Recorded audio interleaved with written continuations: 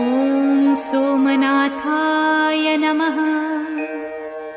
ॐ मल्लिकार्जुनाय नमः। ॐ महाकालेश्वराय नमः। ॐ ओंकारेश्वराय नमः। ॐ वैद्यनाथाय नमः। ॐ भीमशंकराय नमः। ॐ रामेश्वराय नमः। ॐ नागेश्वराय नमः। ॐ विश्वेश्वराय नमः।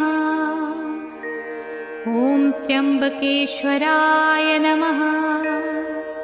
ॐ केदारेश्वराय नमः। ॐ भुस्मेश्वराय नमः।